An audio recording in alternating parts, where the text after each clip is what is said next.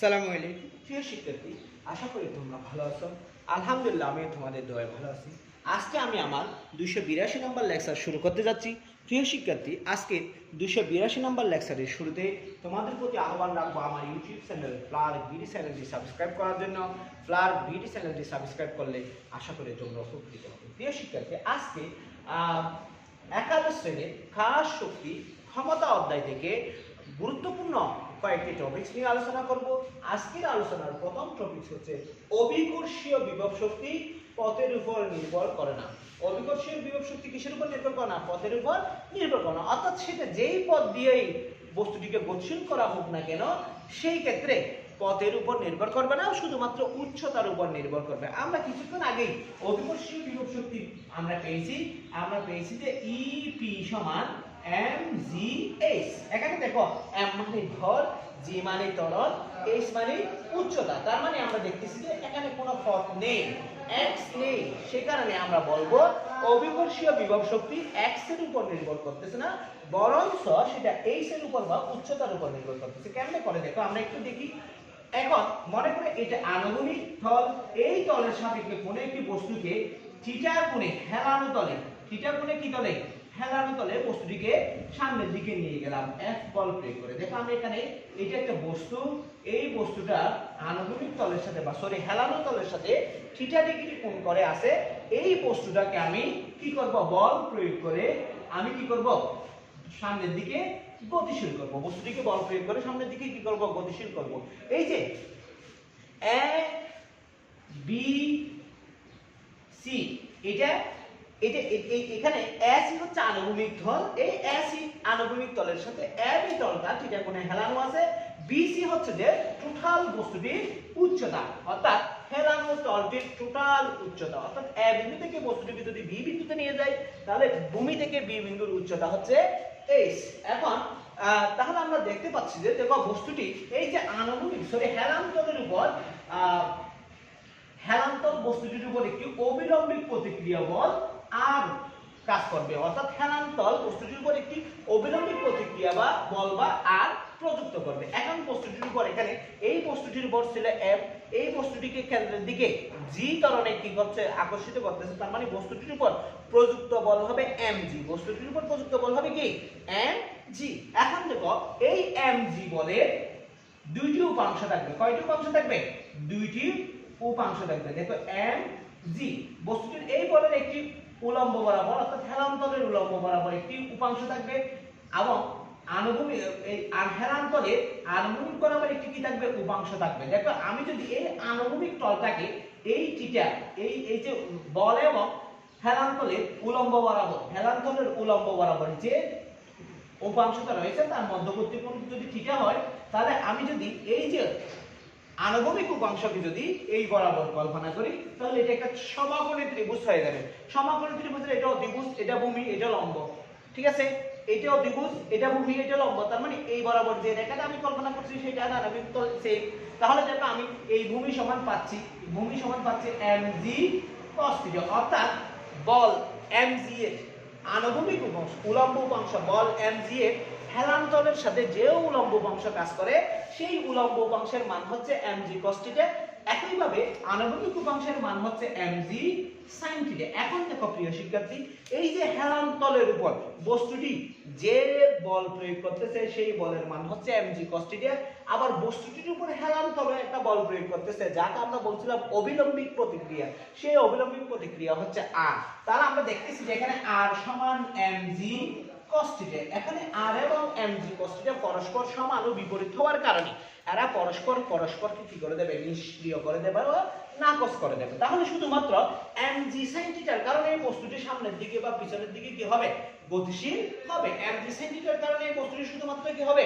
সামনের দিকে বা পিছনের দিকে গতিশীল হবে। তাহলে দেখো প্রিয় শিক্ষার্থী, এখানে কিন্তু আমরা কাজ করার শুরুতে আমরা বস্তুটিকে অর্থাৎ হেলান্তরটিকে ঘর্ষণহীন ভাবে কল্পনা করছিলাম। ঘর্ষণহীন অর্থাৎ এখানে কোনো প্রকার ঘর্ষণ থাকতে পারবে না। ঘর্ষণ থাকলে এখানে কি হবে? শক্তির অপচয় ঘটবে। মনে করলাম যে তলটা কি ছিল? ঘর্ষণহীন ছিল। এখন দেখো প্রিয় শিক্ষার্থী, mg sin θ প্রয়োগ করে বস্তুটিকে আমি এ বিন্দু থেকে বি বিন্দুতে নিয়ে যাচ্ছি। এ বিন্দু থেকে কোথায় নিয়ে যাচ্ছি? বি বিন্দুতে নিয়ে যাচ্ছি, তাহলে এ বিন্দু থেকে বি বিন্দুর অতিক্রান্ত দূরত্ব হচ্ছে এ বি।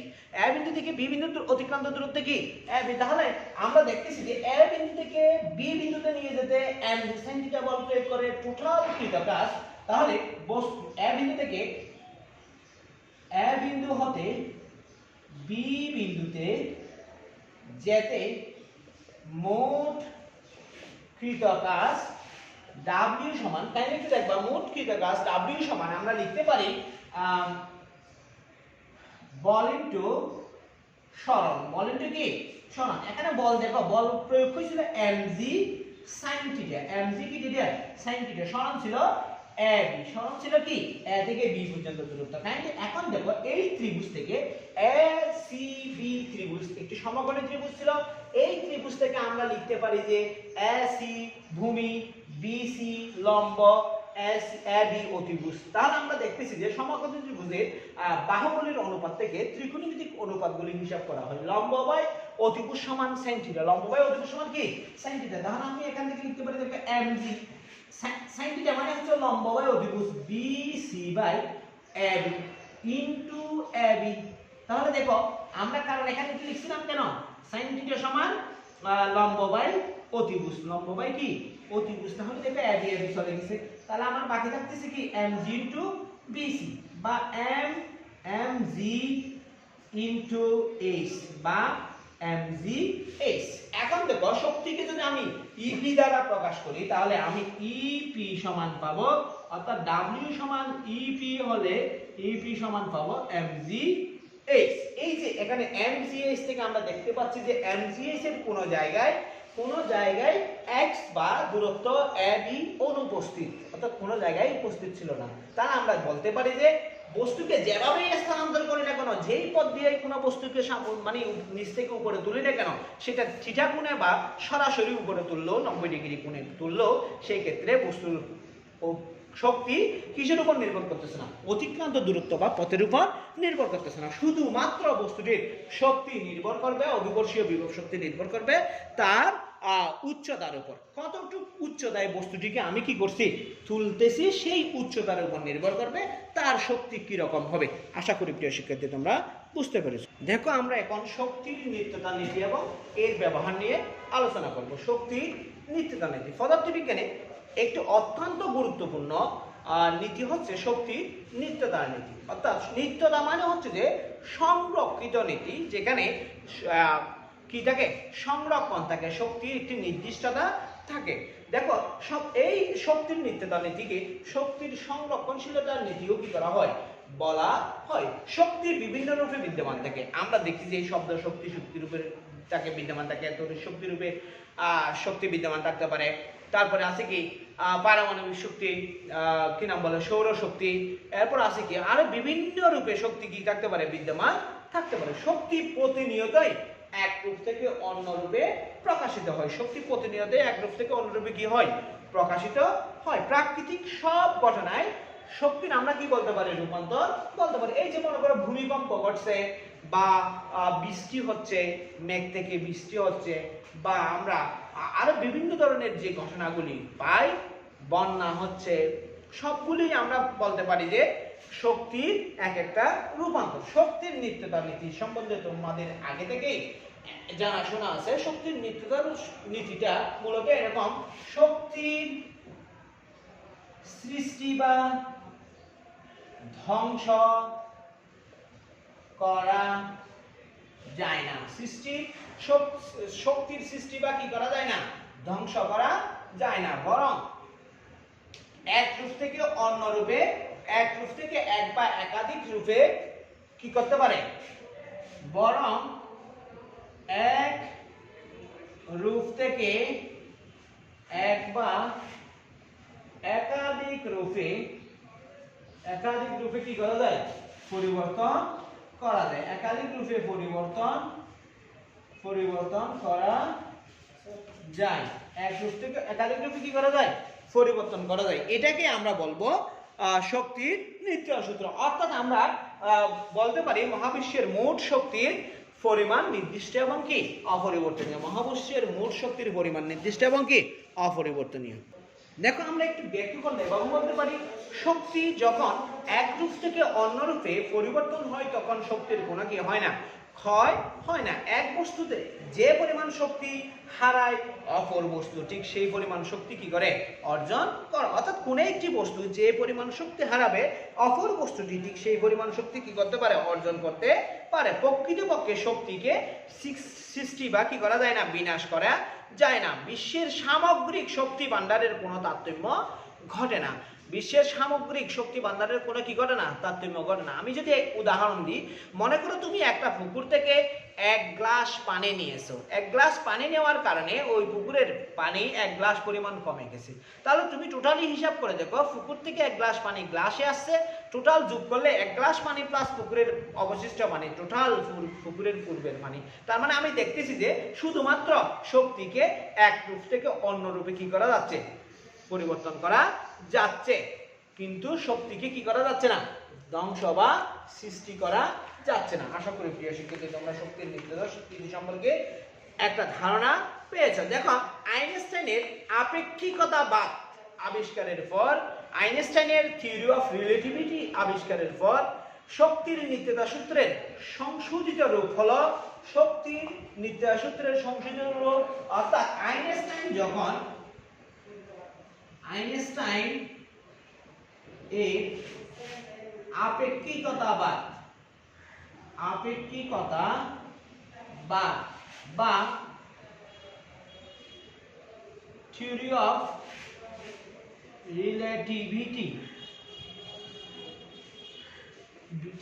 রিলেটিভিটি আবিষ্কার করার পর ওই যে শক্তির সৃষ্টি বা ধ্বংস করা যায় না, বরং এক রূপ থেকে অন্য রূপে রূপান্তরিত করা যায়, এই শক্তির নিত্যতা সূত্রে একটু পরিবর্তন হয়, সংশোধন হয়। তিনি লিখছেন ভর ও শক্তির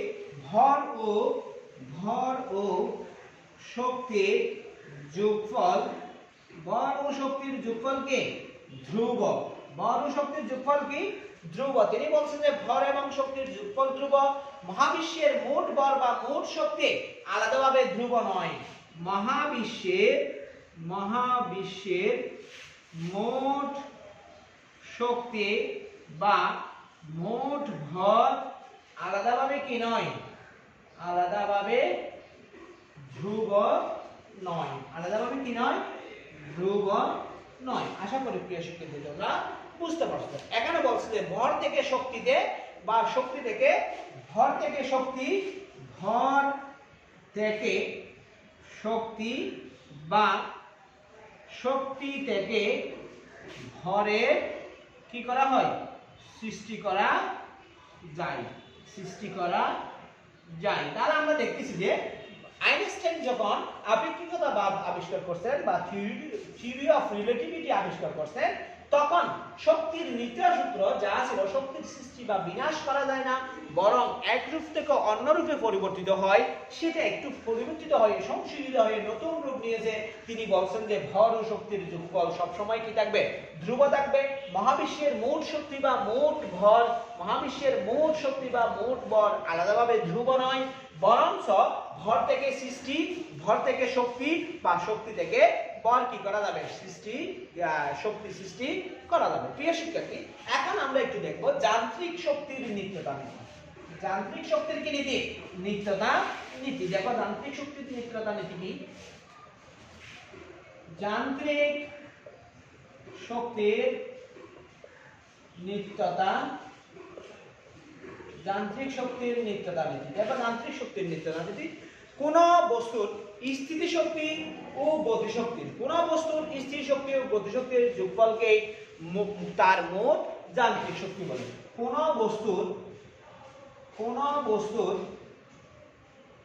স্থিতি শক্তি এবং গতি শক্তির যোগফলকে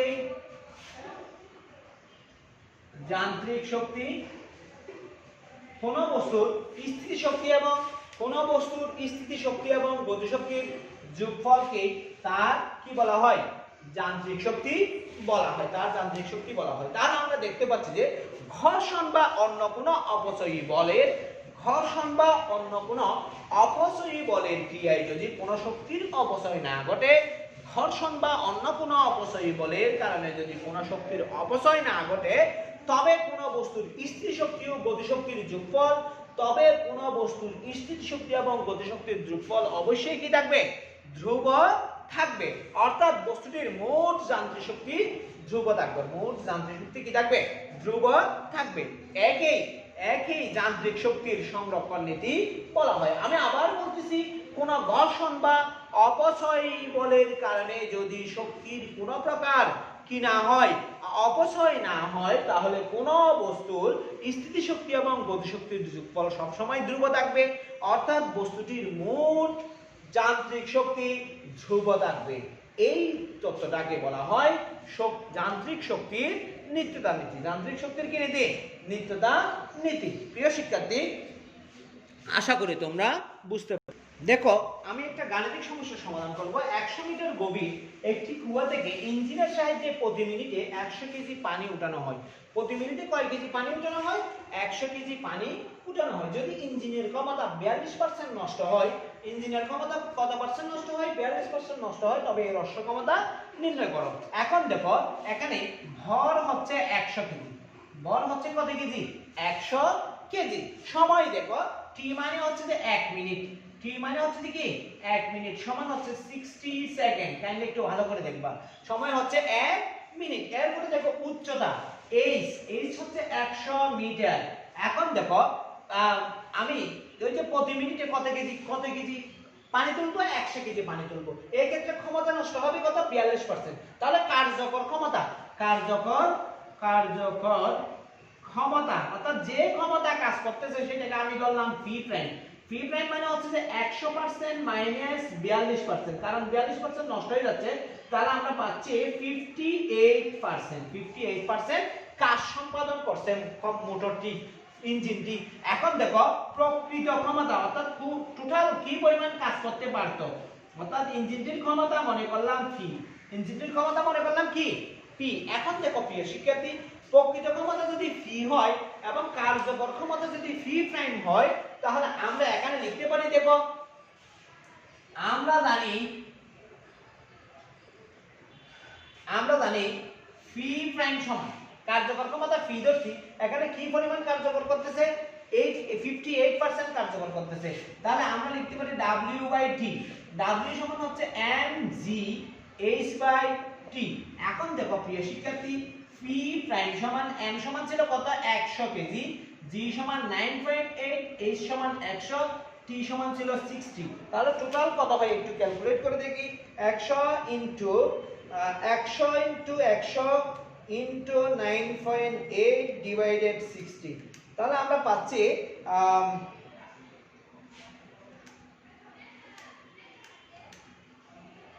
আমরা পাচ্ছি 1633.33 1633 অর্থাৎ এত ওয়াট ক্ষমতা পাচ্ছি। আমি ডিরেক্টলি লিখে ফেলতেছি, ওয়াট ক্ষমতা W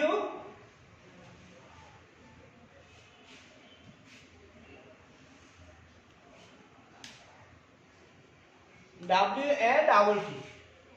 দেখো এত ওয়াট ক্ষমতা আমরা পাবো, 1633.33 ওয়াট ক্ষমতা পাবো। এটা ছিল কার্যকর ক্ষমতা। আবার দেখো, আমরা জানি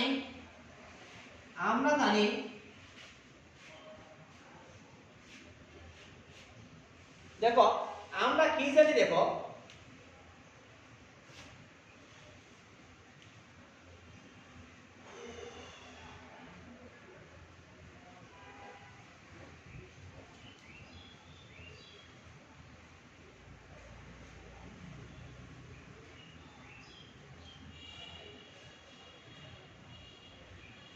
সরি, এটা কর্মদক্ষতা হবে। এখানে কার্যকর ক্ষমতা সমান আমরা জানি না, কার্যকর ক্ষমতা সমান আমরা জানি না ইঞ্জিনের কর্মদক্ষতা। এটা সমান হচ্ছে 100% মাইনাস 42% ইকুয়াল কত পার্সেন্ট?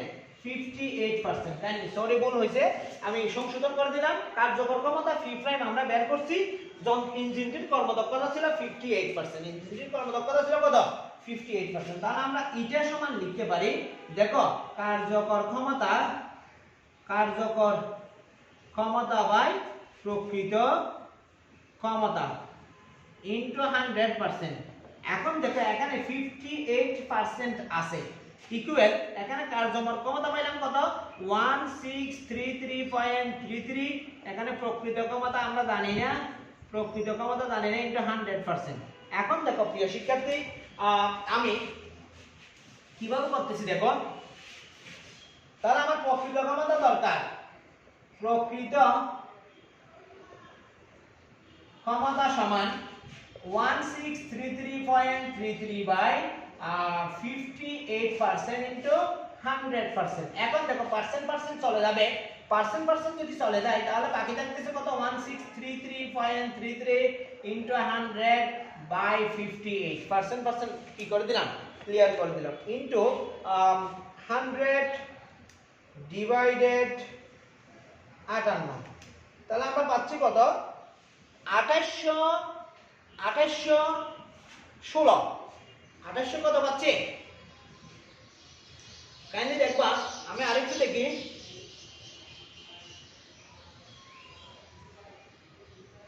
আমরা কি পাচ্ছি দেখি, দেখো আমাদের আরেকটু সমস্যা ছিল, আমরা ওই যে 100 দিয়ে গুণ করছিলাম, অ্যাকচুয়ালি বর ছিল এটা 1000 কেজি, বর ছিল কয় কেজি 1000। যাক আমরা যেহেতু এখানে 100 দিয়ে করছি তাহলে 100ই করে ফেলি, 100 দিয়ে করছি তাহলে আমরা এখানে কত পাবো দেখি,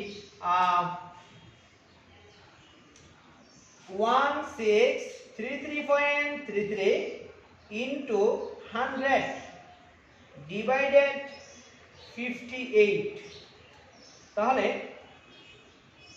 আমরা পাবো 2916, সরি এখানেও ভুল হচ্ছে আমাদের, 1633.33 ইনটু 100 ভাগ 58, ভাগ কত 58, আমরা পাবো 2816.08 এত ওয়াট ক্ষমতা পাবো। এখন দেখো আমাকে অশ্ব ক্ষমতায় নিয়ে যেতে হলে তাহলে 700 কত দিয়ে ভাগ করতে হবে, 46 ওয়াট দিয়ে ভাগ করতে হবে, 746 ওয়াট দিয়ে ভাগ করলে আমরা কত পাবো 0.08 এইচপি। দেখো আমরা এইচপি সমান জানি যে 746 ওয়াট, এটাকে 746 ওয়াট দিয়ে ভাগ করব, তাহলে আমরা পাবো 3.774 এইচপি অশ্ব ক্ষমতা বিশিষ্ট, অর্থাৎ ইঞ্জিনটির ক্ষমতা হবে, অশ্ব ক্ষমতা হবে 3.77 এইচপি। আমি কিন্তু প্রশ্নে 1000 কেজি পানি উত্তোলন করার কি করছিলাম লিখছিলাম, কিন্তু কাজ করার সময় আমি 100 কেজি দিয়ে করছি। তুমি যদি 1000 দিয়ে করো সেই ক্ষেত্রে সেটার মানও কি হয়ে যাবে, পরিবর্তন হয়ে যাবে, 3.7 এর পরিবর্তে সেটা কি হয়ে যাবে 37 হয়ে যাবে। ওই যে 1000টা 100 এর 10 গুণ, তাহলে এটাও কয় গুণ হয়ে যাবে, 10 গুণ হয়ে যাবে। আশা করি প্রিয় শিক্ষার্থী বুঝতে পারছো। সামান্য অনাকাঙ্ক্ষিত ত্রুটির জন্য ক্ষমা চেয়ে নিচ্ছি। আসসালামু আলাইকুম ওয়া রাহমাতুল্লাহি ওয়া বারাকাতুহু।